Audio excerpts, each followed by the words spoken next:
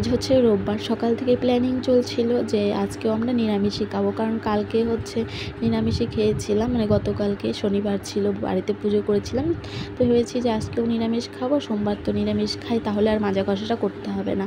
তো সেই মতোই কিন্তু আমি এদিকে ভাত বসিয়েছি, ছোলার ডাল বসিয়েছি, আলু ফুলকপি ভাজা করলাম, নিরামিষ তরকারি মোচাগুলো বেছে নিচ্ছিলাম, সেটা ঘন্ট করব।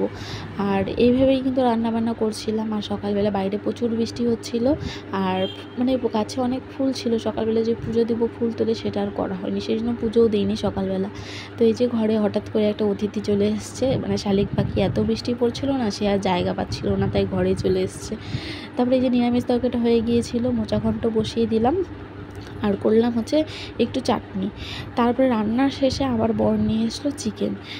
এটা দেখে তো মাথাটা পুরোই গরম হয়ে গিয়েছিল। তো কী করবো, এখন নিয়ে এসছে, রান্না তো করতেই হবে, সেই রান্নাবান্না আবার করতে হলো আমাকে আমিষ। মানে বেকার আমি সকাল থেকে এত খাটাখাটনি করে এত কিছু রান্না করছি নিরামিষ। তো আজকে যেহেতু বরের অফিস ছিল না, এদিকে তার মেয়েও তো তাকে ছাড়ছে না। মানে বড় ভেবেছিল সপ্তাহে এই একটা দিনই বেশ ছুটি থাকে, একটু বন্ধুদের সাথে আড্ডা টাড্ডা মারবে বিকেল টাইমটা, কিন্তু সেটা আর হয়ে ওঠে না। মেয়ে তাকে নাচের ভাবে এমনই ধরেছিল যে ছাড়ছিলই না। তো যাই হোক, সন্ধ্যাবেলা তারপরে সকলের জন্য একটু চা করে নিলাম, তার সঙ্গে একটু টোস্ট। তো আজকের ভিডিওটা এই পর্যন্তই থাকলে, ভালো লাগলে অবশ্যই পাশে থাকা বন্ধুরা, টাটা।